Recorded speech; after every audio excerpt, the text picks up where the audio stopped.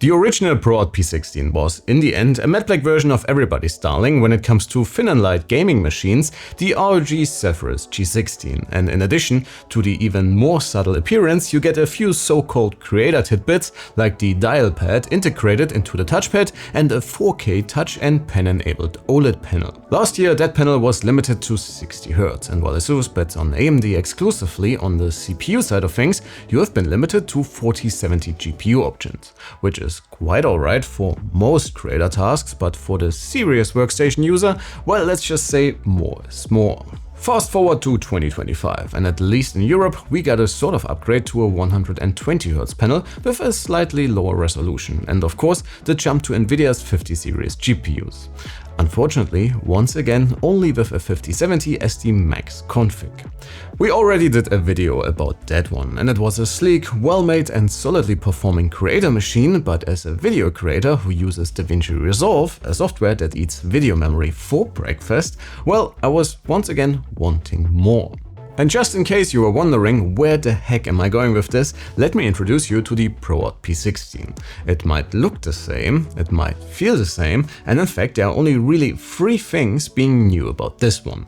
But boy, do they ever make this one a very compelling choice for the on-the-go professional who also likes to game.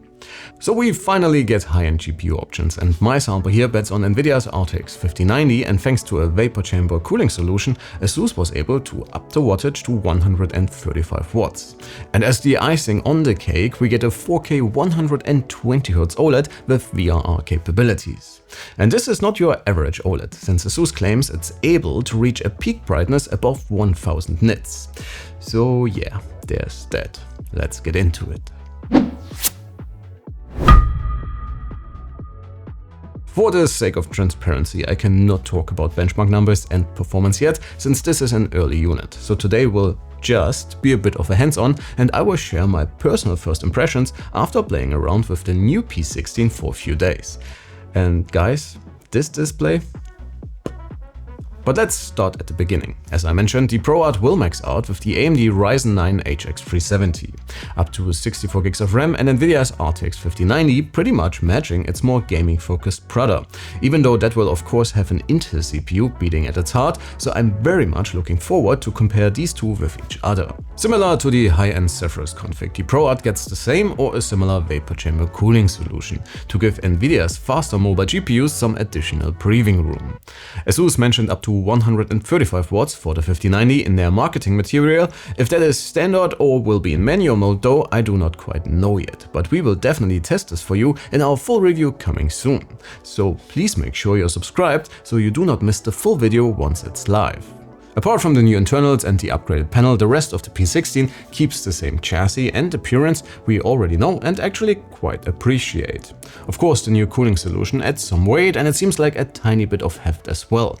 But personally, I can live with that trade-off given the performance boost we get with this one. So the ProArt presents itself as a super sleek and professional looking computing companion. And with a pair of USB-A's, dual USB-C's, with one of them being USB 4 capable, HDMI 2.1 and a very fast full-size SD card reader, you are ready for pretty much everything, be it at a photography set, during meetings with potential clients, or in your editing den at home.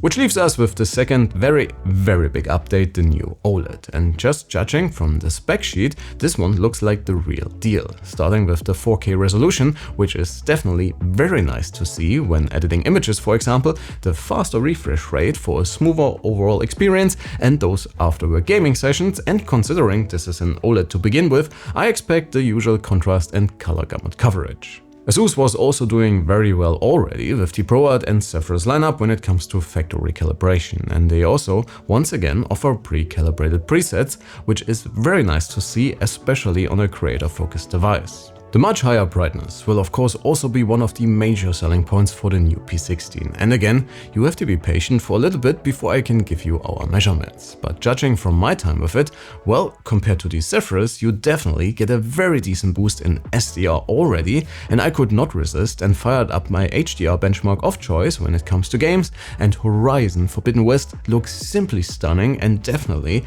asks for sunglasses when watching a sunset. Asus also mentioned an anti-reflective coating, but it seems to be on par with the G16, but again, thanks to the much higher SDR brightness alone, it will make your life a lot easier when working in brightly lit environments, for example.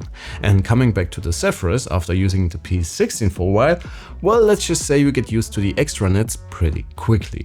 So while I only had a couple of days with this one, I'm actually very excited for what the updated P16 puts on the table.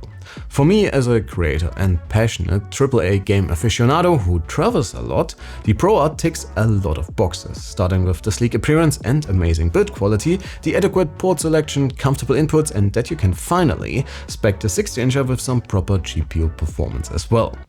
Oh, and this OLED of course. I know these first hands-on videos can be a little bit frustrating since you all want all the numbers right away, and I'm sure ours is probably not the only video going live today.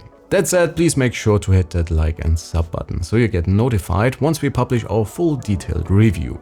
And until then, follow the links below to check out some of our older videos about the Asus ProArt lineup, or get a refresher for the 5070 P16 or about the G16 right here on the channel. But that should already be it for today. Thanks a ton for watching, folks. Make sure to let me know in the comments below what you think about this one. My name is Alex, you have been fantastic as always, and I cannot wait to see you all in the next one. Take care.